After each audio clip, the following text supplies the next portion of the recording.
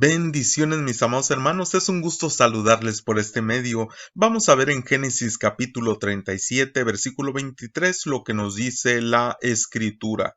Dice, sucedió pues que cuando llegó José a sus hermanos, ellos quitaron a José su túnica, la túnica de colores que tenía sobre sí, y le tomaron y le echaron en la cisterna, pero la cisterna estaba vacía, no había en ella agua. Desde la primera enseñanza que vimos en esta serie de acerca de José, de la restauración, vemos que la comunicación estaba de alguna forma afectada porque cada que José hablaba pareciera que sus hermanos lo aborrecían más. Contaba los sueños, lo aborrecían. Le daba el informe a su padre de su mala fama de ellos y lo aborrecían más. Es decir, que vemos en la vida de José de alguna forma que se batalla en los sentidos de la comunicación. ¿Por qué razón? Porque por una parte todo lo que comunicaba había gente que lo aborrecía por hacer tal cosa, pero por otro lado vemos que eso mismo que hablaba lo llevaba a ser reconocido por lo que Dios le había dado. Pero nosotros aplicándolo también al tiempo actual vemos cómo la comunicación es algo que está afectado tan terriblemente y pues de hecho fue lo que la serpiente desde el principio inició, ¿verdad? Para que entrara el pecado y así la muerte, pero todo inició con una conversación, con una comunicación entre la serpiente y Eva. Y en esta comunicación que tuvo la serpiente con Eva, pues vemos que ahí le habla no con la verdad, sino torciendo de alguna forma, es decir, hablando, usando la comunicación en una forma negativa, de tal forma que cuando le pregunta con qué Dios dijo y empieza a torcer lo que Dios había dicho, no era correcto. Eva empieza a tener esta conversación, esta comunicación con la serpiente y pues finalmente cede ante lo que la serpiente le está haciendo ver. Pero también nos hemos estudiado, ¿verdad?, cómo la palabra cuando dice que le hablaba, pues que era como un hechizo que estaba viniendo sobre esta Eva.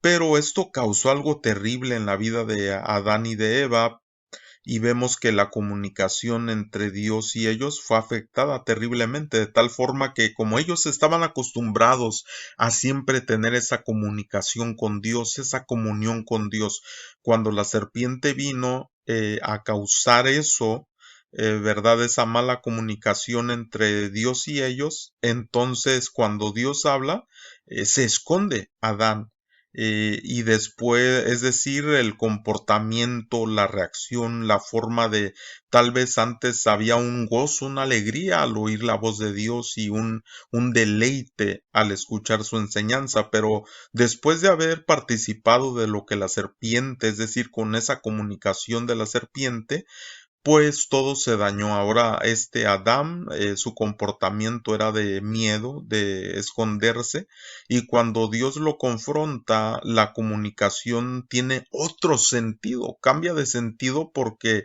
Adán incluso culpa a Dios y culpa a su mujer, no toma la responsabilidad de los actos que ha cometido, sino que le dice la mujer que tú me diste.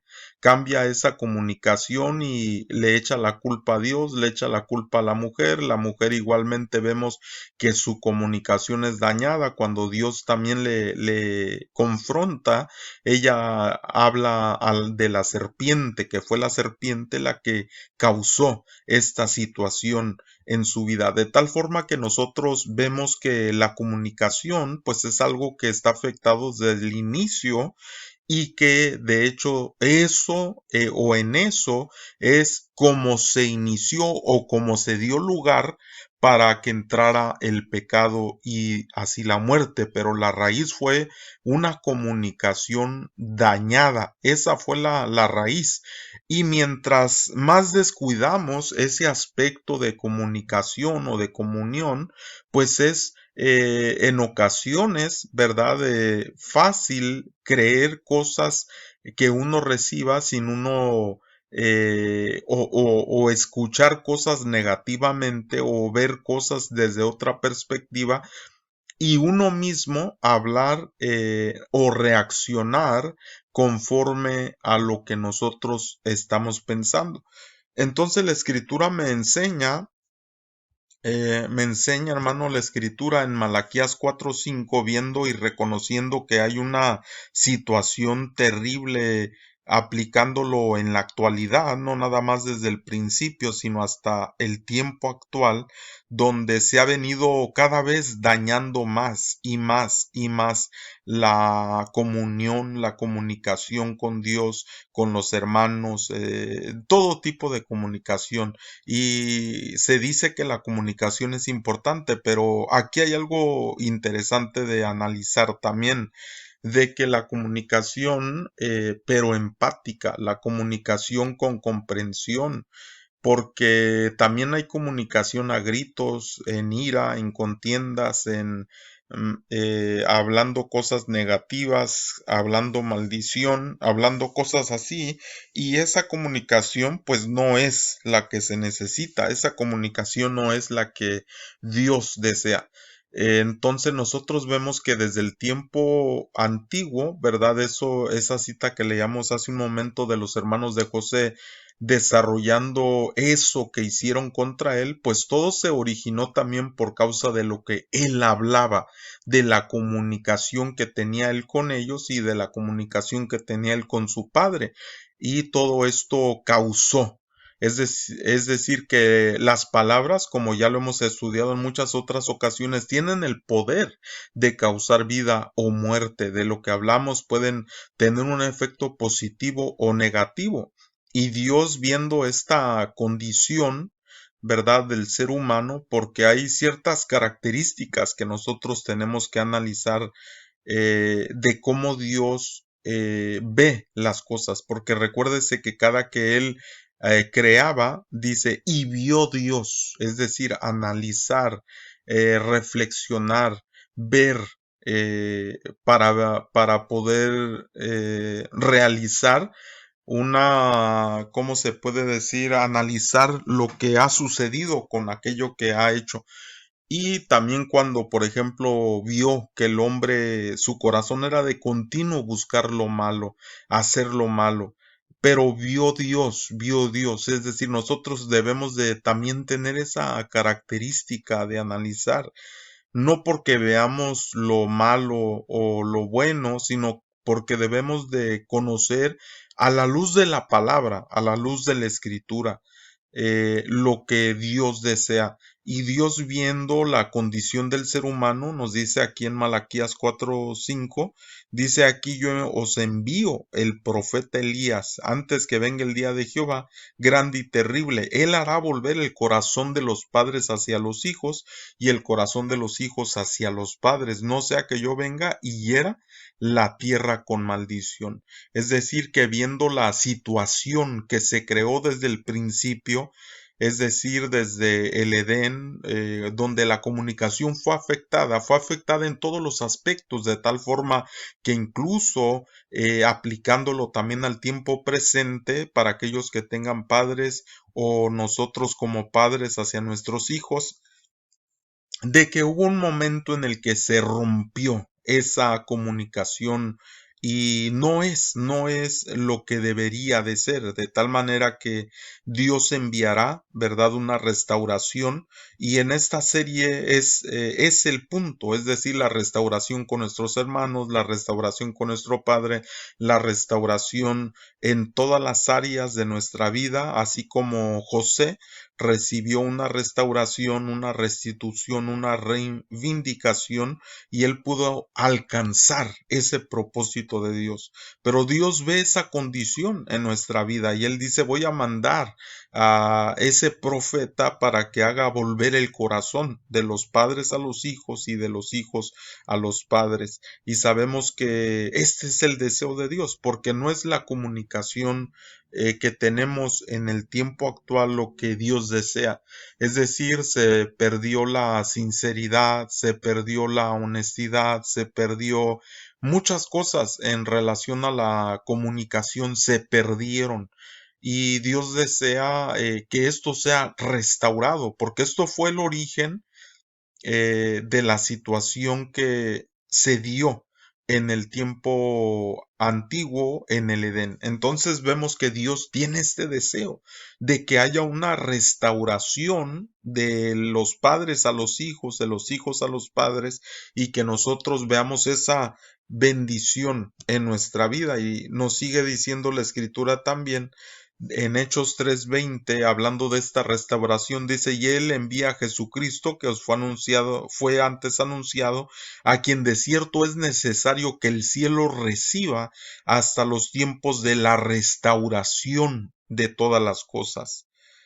Pero nosotros no vemos, hermano, la restauración de todas las cosas aún. Por eso el Señor es necesario, dice aquí el verso 21, es necesario que el cielo reciba hasta los tiempos de la restauración de todas las cosas, de que habló Dios por boca de sus santos profetas que han sido desde tiempo antiguo.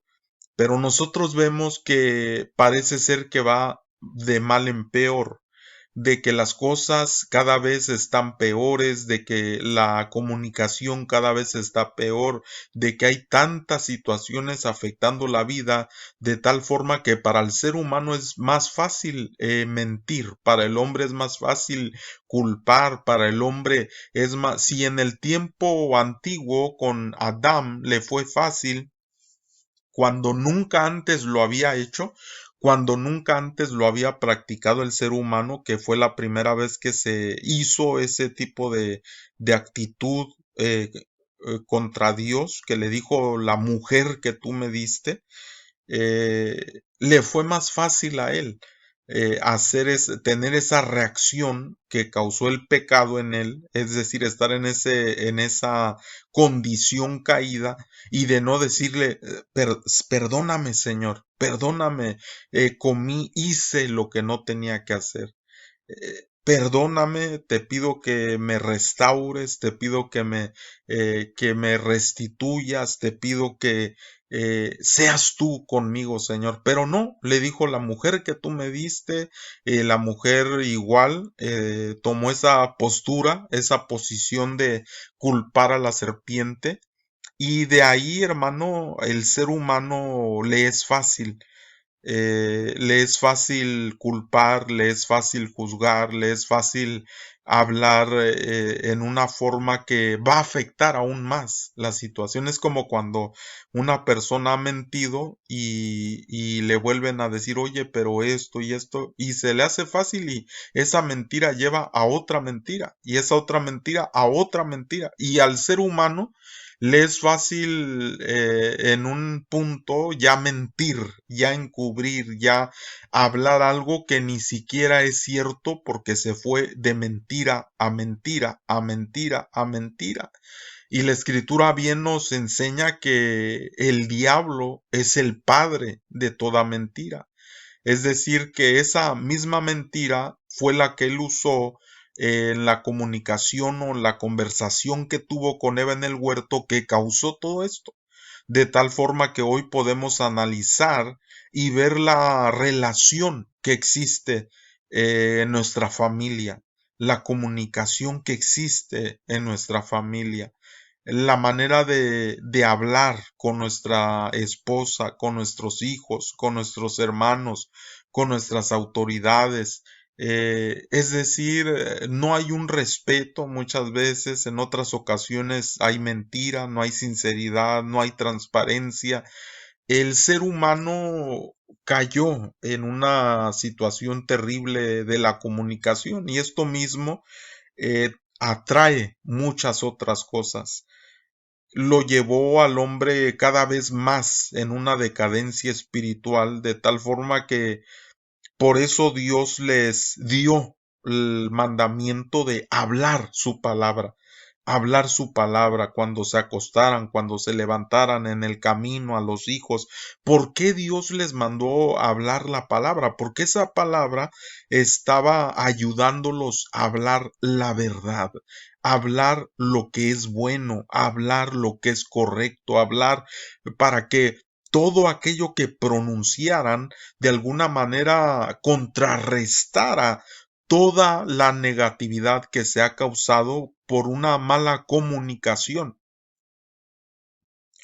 porque de la abundancia del corazón habla la boca, de tal forma que Dios desea llenarnos de su verdad, de su palabra, y de esa forma desde lo interno se cambia la manera de hablar, porque el Espíritu Santo de Dios hace la obra en nosotros. Esto no es por una cuestión humana de que nosotros logremos, porque como humanos nos enojamos, nos molestamos y nos airamos. No que sea malo eso, pero cuando estamos airados y no nos sabemos tranquilizar, pues obviamente que vamos a reaccionar y hablar de una forma que no va a ser, que no va a ayudar, sino que ah, va a traer más situaciones terribles, de tal forma que internamente el Espíritu Santo de Dios está trabajando en nuestra vida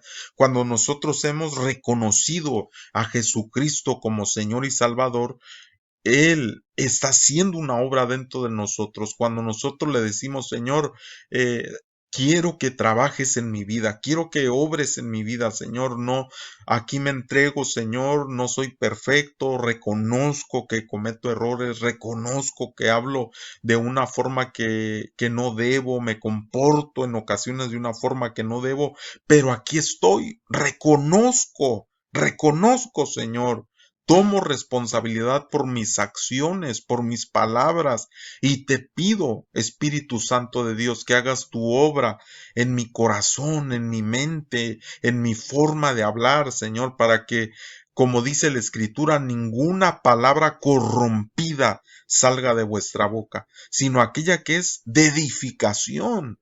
Pero muchas veces, hermanos, es difícil tener esa forma en nuestra vida, pero vamos caminando, vamos saliendo adelante, no por nosotros, de nosotros nada más está el reconocer y el disponernos a cambiar, pero aquel que hace la obra es el Señor, aquel que realmente hace ese cambio y esa regeneración en nuestra vida, esa transformación en nuestra vida, en nuestra mente, en nuestro ser interno, es el Señor, es el Espíritu Santo de Dios que hace esa obra en nosotros, solamente Él. Si no, no podríamos lograr aquello. Ya vemos el comportamiento de Adán, cómo le fue fácil decirle culpar a Dios, culpar a la mujer a la serpiente, y así todos de alguna forma siendo responsable a otros de sus acciones, de sus actos, de su comportamiento, de sus palabras.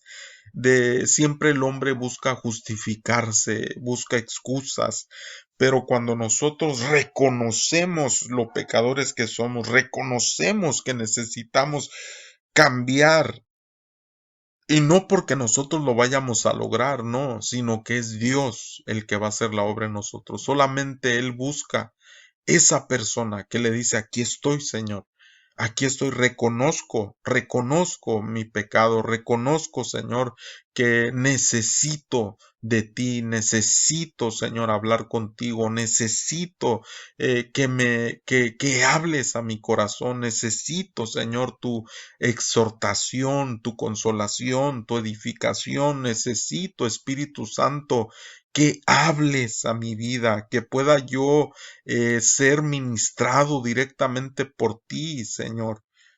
Y la escritura nos enseña, ¿verdad? Que pues el Señor allá va a estar hasta la restauración de todas las cosas.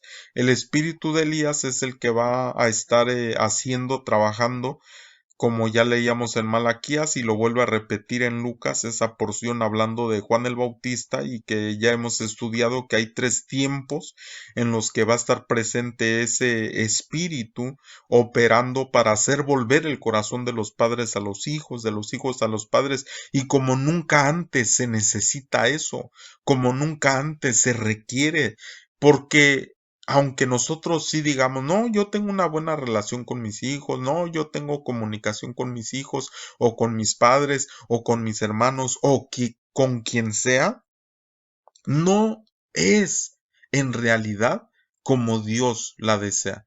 no es en realidad, porque si realmente hubiera esa comunicación como Dios quiere, pues no habría necesidad de mandar ese espíritu, no habría necesidad de trabajar esa área en nuestra vida para esa restauración.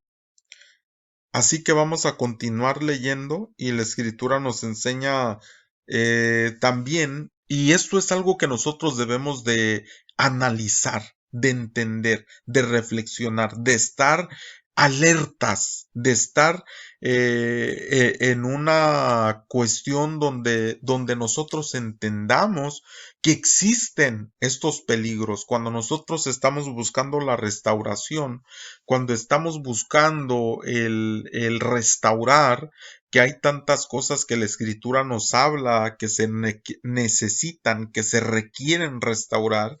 Aquí en Nehemías 4:7, cuando nos habla de la restauración, ¿verdad? De los muros y de las puertas y todo lo que se estaba restaurando, dice la escritura, Nehemías 4:7, pero aconteció que oyendo Sanballat y Tobías y los árabes, los amonitas y los de Asdod, que los muros de Jerusalén eran reparados, porque ya los portillos comenzaban a ser cerrados, se encolerizaron mucho y conspiraron todos a una para venir a atacar a Jerusalén y hacerle daño. Nosotros debemos de estar alertas, hermano, cuando nosotros buscamos, es decir, cuando ya hemos identificado una raíz de un problema y queremos abordar, afrontar para buscar una solución a esa situación, sepa que el enemigo va a querer afectar. Sepa que el enemigo no va a querer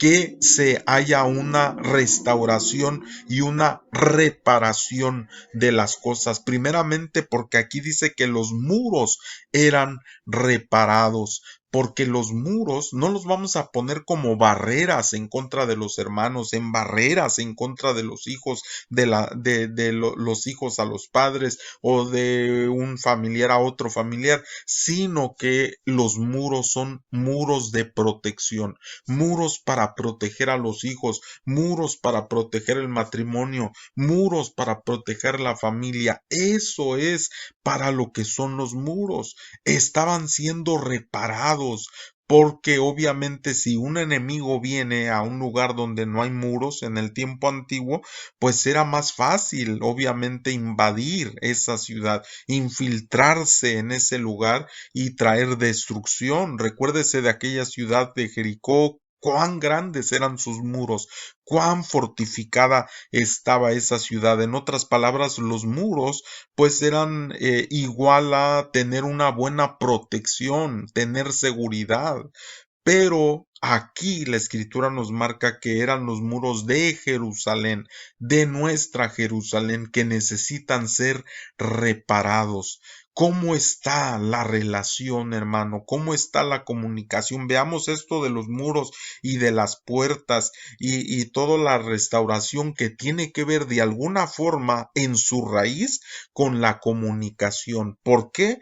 Porque vemos que precisamente eso fue lo que dañó o con lo que inició la serpiente para después dañar esa comunión y comunicación con Dios y para hablar con Dios de una forma en la que antes no se hablaba con Dios. Desde ahí empezó algo terrible en el ser humano, entró el pecado, entró la muerte, por cuanto también el hombre empezó a hablar en una forma que no había sido enseñado. Entonces, veamos los muros, cómo está nuestra comunicación, hermano, con nuestros hijos, con nuestros padres, si aún los tenemos, con nuestros hermanos, con nuestros familiares. Es decir, que lo que nosotros hablamos lleve una edificación, lleve una forma. Y no estoy diciendo que no hay en ocasiones que hablar, por ejemplo, cosas que parecieran ser negativas, abordar temas que parecieran ser negativos, pero cuando se abordan ese tipo de temas son para buscar una solución, no son para murmurar, no son para criticar, no son para traer juicio, no son para dañar, para dividir, sino son para buscar una solución que Dios es lo que desea. Ahora entonces vemos también nosotros que dice Nehemías 4:17, los que edificaban en el muro, es decir, aquellos que ya estaban trabajando en la edificación del muro, los que acarreaban, los que cargaban, con una mano trabajaban en la obra y en la otra tenían la espada. Es decir, ellos sabían que había trabajo que hacer. Eso es lo primero, hermano, saber que hay mucho trabajo que hacer en relación a la comunicación, que hay mucho trabajo que hacer en la restauración, que hay mucho trabajo que hacer, porque eso es en sí lo que Dios desea, la restauración. Por eso ahí decía que el cielo va a recibir al Señor hasta la restauración de todas las cosas. Pero ¿cómo vamos a ver nosotros la restauración si nosotros mismos pensamos que estamos bien? Que nosotros no hay ningún problema, que nuestra familia no hay ningún problema, que nosotros con nuestros hijos no hay ningún problema. No, ellos siempre me dicen la verdad y yo siempre les digo la verdad a ellos. Soy sincero y me son sinceros, soy honesto y me son honestos. Siempre, hermano, y cuando hablo de esto no me refiero simplemente al diario vivir, sino le voy a preguntar algo, hermano, le voy a preguntar algo. ¿Cuántas veces habla usted la palabra? No lo que opina usted, no lo que piensa de uno, de otro, no lo de su trabajo, no de sus estudios, no de todas las cosas que usted pudiera hablar. No que le estoy diciendo que no deba de hablar de eso, no, sí. La mayoría de las pláticas o de las conversaciones que abordamos en el día a día son de eso. Pero yo le pregunto, ¿cuánto habla usted de la palabra? ¿Cuánto habla usted de la palabra? No, pastor, es que yo sí escucho las prédicas todos los días. No, no que escuche usted, que usted hable. No que escuche, que usted hable. Porque Dios le dijo a su pueblo, oye Israel, el Señor tu Dios uno es, y le dijo, estas palabras estarán sobre tu corazón. ¿Y qué más le dijo? Las hablarás, las repetirás en tu casa, a tus hijos, en el camino, donde quiera que andes, al acostarte, al levantarte. Habla la palabra, habla la palabra, habla la palabra.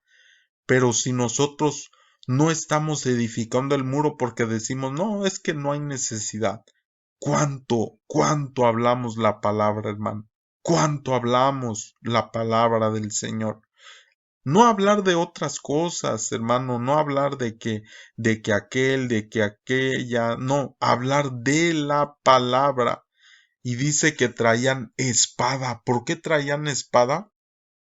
Porque sabían que había enemigos. Los enemigos, aquí aclarando, no son otras personas, no son, hermano, personas humanas, son seres que que quieren causar en nosotros que no, hermano, continuemos, que no continuemos, nuestro mismo estado caído como personas en ocasiones es lo que nos causa, hermano, lo negativo, el hablar, los pleitos, las guerras, como dice allá en Santiago, no los prietos y los güeros, ¿verdad? Como leían, los pleitos y las guerras, ¿de dónde vienen? Hermano, ¿sabe? Porque en ocasiones